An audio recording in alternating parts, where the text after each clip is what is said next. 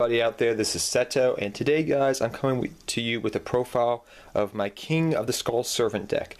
It's almost Halloween time here in America, where all the ghouls and goblins come out and the ghosts and the zombies come out, so I decided, hey, let's do a Halloween type deck for this time of year. So I'm going to be doing King of the Skull Servants this week. Hopefully, if everything works out like I plan it to be, next week I can do my Ghost Trick deck for you for the Halloween type theme. But I really wanted to profile this deck because of the new card that I got in Duelist Alliance being White Prince, and for the fact that it's just such a fun deck to play. I've always wanted to play this deck, but I was like, never got around to it. But ever since they came out with the new card White Prince, it's been really, really fun. Also, I wanted to say to you guys, if you like this new setup of how I'm doing deck profiles, please let me know. Or do you prefer the older way that I was doing deck profiles, where you could see my face and then I talked about the deck? I went right to the deck. So without further ado, let's get started, guys. So first off, I run 3 King of the Skull Servants. It's the beat stick of the deck. It's the boss monster of the deck. It's the reason why the deck works. So mainly what you do is you get a whole bunch of your Skull Servant-esque cards into the graveyard, because when they hit the graveyard, they become Skull Servants and give a boost of about 1,000 attack to your King of the Skull Servant. So he can get very big very fast. You can have him up to upwards of 5,000, 6,000 attack. It's ridiculous. But sometimes if you can get 2 direct attacks, you can win the duel right there. So 3 King of the Skull Servants. Next we have 3 Lady of Right. Lady of Right is very good in this deck. When she hits the graveyard, she becomes King of the Skull Servant. But the main thing for Lady of Right is when you have Lady of Right out, she has 2,200 defense, and you have her out in defensive mode sometimes, and you have then you summon King of the Skull Servants, get his attack boost. Lady of Right protects King of the Skull Servants, from spells and traps. So it's really good. But the problem is with King of the Skull Servants is, though you have Lady of Right to protect you from spells and traps, you are very, very susceptible to monster effects. So popping your King of the Skull Servant, 101 it away if you special summoned it, things like that are still likely to happen. So we have to main deck some things to deal with that. But that's something you should keep in mind. Because you have Lady of Right, you don't have to worry so much about spells and traps. You have to worry more about monster effects. But that's what Lady of Right does. When she's in the graveyard, you gain 1,000 attack for your King of the Skull Servant, because her name becomes Skull Servant. Pretty much everything that hits the graveyard says this becomes Skull Servant when it's in the graveyard. But she protects your King of the Skull Servant from spells and traps. Next, we have 3 White Mare. White Mare is pretty dang good. You can pitch White Mare from the hand to the graveyard to select 1 Lady of Right or 1 King of the Skull Servant, and special summon it to the field. That's the main reason I use it. So you can pitch this, bring back King of the Skull Servant or Lady of Right, whatever your setup is. King of the Skull Servant gains 1,000 attack because of this, so it's a +1 if you have King of the Skull Servant on the board. It's just setting up your graveyard, and the great thing is you can pitch it from hand. Funny fact, this was actually the most expensive card in the deck besides Mathematician, which I got a long time ago, back when it was very cheap. But I had to pay $2 each for each of these White Mares. It has now gone up in price. It's about $5 a piece for each White Mare, I think, now. And guess what set it is out of? What set this card comes out of? Yep, it comes out of the set where a whole bunch of commons are very expensive, like Vanity's Emptiness, Star Strike Blast. Go freaking figure. Next we want, I guess, the most expensive card in the deck right now at the moment, and that's Mathematician. I prefer Precision Milling instead of running the Light Swarm engine in this deck. Some people prefer running the Light Swarm engine because you can kind of get a Chaos engine going there, but I prefer Precision Milling with Mathematician. You can send what you want to the graveyard when you want to, and when he's destroyed by battle, you get a little bit of speed with your deck because you get to draw a card. So Precision Milling, sending things to the graveyard when you want them to go to the graveyard, so things like that. That's why I like 3 Mathematician instead of the Light Swarm engine. Next, I run 2 White Prince, and I run 2 King of the Skull Servants. Now, it should be noted that White Prince is the new card that came out in Duelist Alliance, and you definitely want, if you're running 2 White Princes, you run 2 King of the Skull Servants, because, the card, they go together, like, I guess you could say peanut butter and jelly. But if you run 2 King of the Skull Servants, you run 2 White Princes. And I don't like running 3, even though White Prince is very good.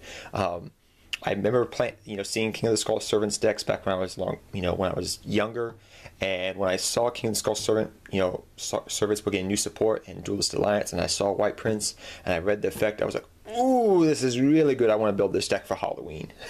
So that's why I built this deck for Halloween, because of White Prince. But King of the Skull Servants, normal vanilla from Legend of Blue Eyes, was the butt of every joke back in the beginning of Yu-Gi-Oh! But now he actually has a deck, and Konami decided to make an archetype out of. But remember, White Prince is very good when it hits the graveyard. Just good things happen. King of the Skull, but you definitely want to run the same amount of vanillas as you do White Prince, and vice versa. I wouldn't run more than 2 though, because it gets really cloggy, I found out from testing this deck. Next we run 2 Zombie Master and 2 Mizuki. I want to run a little bit of a zombie engine in the deck, and I actually like it. You don't want to go full-on zombie engine, but the 2 Zombie Masters, the old hollow one that I got back from a sneak peek years ago, I still have. But 2 Zombie Masters, 2 Mizukis. It gives the deck a little bit of that good old zombie engine input into the deck that helps it out. 2 Zombie Master, 2 Mizuki. I apologize for my hands kind of moving around. I'm used to talking with my hands sometimes when I talk. Next we have 1 Dark Arm Dragon. Dark Arm Dragon is very, very good in this deck. As you can imagine, it's all darks. But the good thing is you have a lot of graveyard manipulation with the deck, so you can easily drop Dark Arm. Sometimes you can even drop it turn 2, turn 3, turn 4 sometimes. I mean, it's ridiculous how easy it is to drop Dark Arm. But you have a lot of good graveyard manipulation, and you can easily do that. So 1 Dark Arm Dragon. Next we run 3 Pot of Dualities. Pot of Duality is very good in this deck. When you have a field set up, you can just thin through your deck. It's good turn 1 because you can thin through your deck, find the combo pieces that you want to, and get those combo pieces. So it's very useful from sifting through your deck to get your combo pieces, plus it thins your deck out somewhat. Next, I run 2 Forbidden Lance. I like using Forbidden Lance as an offensive and defensive tool in this deck, even though I am running White Prince, Lady of White.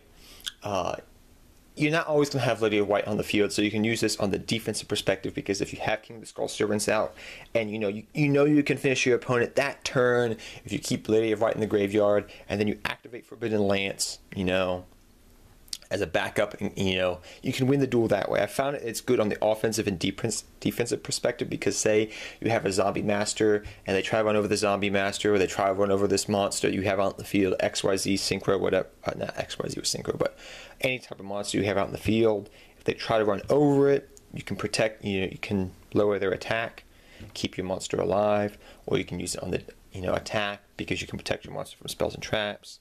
So it's good on the offensive and defensive perspective, I find, in this deck. I may cut it for something else, but for right now I'm keeping it. Next, I run 2 Book of Lives. If I haven't mentioned already, this deck is 40 cards. By the way, there are some cards I will be talking about later in the profile that they didn't get the final cut. 2 Book of Lives, because I'm still testing this deck out. 2 Book of Lives, very good in this deck. I would even say it's maybe better than Soul Charge in the deck.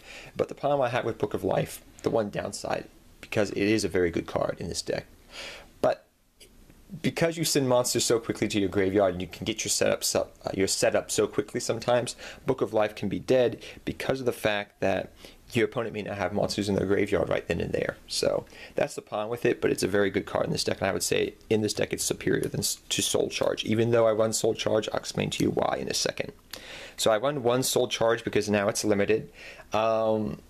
I was originally not running Soul Charge until recently, because I finally kind of figured it out that, hey, if I activate Soul Charge and I already have King of the Skull Servants or Lady of White in the graveyard, I can use this for making Exceeds. I can also use it to bring back my setup of Lady of White and King of the Skull Servants, protecting my Skull Servants from spells and traps, and going for game possibly. We're running over big monsters. So that's why I like Soul Charge. 1 Raigeki, clear the board, attack with King of the Skull Servants, pretty good, even though a lot of things in this format do float. 1 Burial from a Different Dimension, and 1 Foolish Burial. Foolish Burial, send things to the graveyard, get their effects off. Burial from a Different Dimension, a lot of cards, if you read their effects, say when this card gets banished, but you can easily bring them back, and Burial of the Different Dimension is one of those ways you can do that. Very useful. Next, I run 1 Allure of Darkness. You have a lot of ways of bringing back monsters that you banish back to the graveyard to keep King of the Skull Servant's attacks up. I may cut this, but for right now I do like one Allure of Darkness because you can easily get those banished monsters back. One for one. If you have a dead King of the Skull Servant, you just Skull Servant in your hand, or a dead vanilla monster in your hand that's doing no good, you can activate 101, pitch it, get something out. Very useful. One Dragon's Mirror, because I do run, if you didn't see already, I run the new fusion monster came out in Gold series. I can't pronounce Draco Meteor, I'll just call it. Very good. It's pretty much your backup plan. So if King of the Skull Servants doesn't work, that card will most likely work. So you run one Dragon's Mirror. I find more than one is not as good. As for traps, we run 3 Fiendish Chain. Fiendish Chain at 3 in this deck is very, very essential because, like I said earlier, your King of the Skull Servant is very susceptible to things like monster effects, and Fiendish Chain stops that. I mean, if you want to run Breakthrough Skill, be my guest, but I find that Fiendish Chain is better in this deck because of the fact that you can stop those monsters' effects from being continuous, because Fiendish Chain is a continuous trap. So that's why I like it over Breakthrough Skill in this deck as a 3-up. Very, very useful.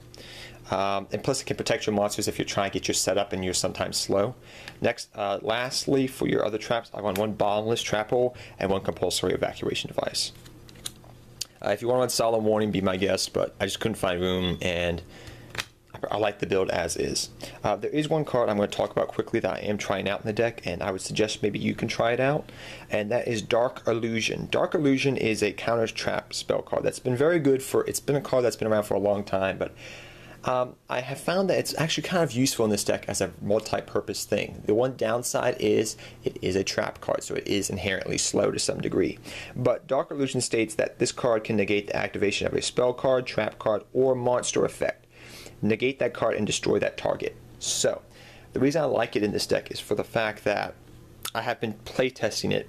Note that this is not currently in the deck, this is just something I'm talking about on the side, because it stops spells, traps, and monster effects. All the things that you need to do to protect your King of the Skull Servant. So it's something I am testing out currently, and I would highly suggest that you may want to try it out as well. On to the extra deck now. We won one Draco Nether Sword Dragon. There we go. I tried to pronounce it as best I could. Because you have Dragon's Mirror. This guy's your backup plan if all else fails, and he's pretty dang good. For your other cards, we have one Ghost Trick Dollahan as your rank 1. Very good in the deck, pretty good. One Charmander. The reason I put Charmander in here is, yes, I know it's Pokemon, not Yu-Gi-Oh!, but for the fact that I could not find my Utopia Roots card. If you don't know what Utopia Roots is, it's your rank 1 Exceed monster that's Utopia. It's called Utopia Roots. That is what this card is supposed to represent, but I could not find it in all of my cards. I know I have it. I have a whole bunch of them, but I just couldn't find any when I was making this deck profile up. So I said, heck, should I just worry about, having this one card I don't have in the extra deck that I know I have, and just do the profile, or just wait? So instead of waiting, I decided to put it in here as a proxy. Charmander is supposed to hit Utopia Roots because I could not find it for some reason. Next, we have one number 54 Lionheart, pretty good in the deck. And lastly, for your rank 1s, we run one Slacker Magician. Also, we run Downward Magician, so you can rank up, I guess you could say, an overlay in case things happen like that. So one Downward for your main phase 2. We also run, for your rank 3s, Alucard, Leviair the Sea Dragon, and number 17 Leviathan Dragon. On to the rank 4s, Lavava Chain, which I would say is very important in this deck. Definitely run it if you can. Extinction Knight, Evil Swarm Extinction Knight, works very well in the deck. Number 101, Silent Arc Honors Knight. If you can't tell what that is, Abyss Dweller, very good for shutting down other monster cards' effects. Black Ship of Corn, just like it because it can get around problematic cards. And Castel, the Sky Blast Musketeer. So that is the deck. That should be 15 cards in the extra deck, including Charmander. And so guys, till next time, take care. Have fun dueling. I would highly suggest, even if some of these cards in the deck are currently expensive, to at least play the deck online and have some fun around with it, because it is Halloween time. So take care, have fun dueling, good luck dueling, I hope to see all of you guys next time. Seto Kaiba, I'm out of here guys, till next time. Peace.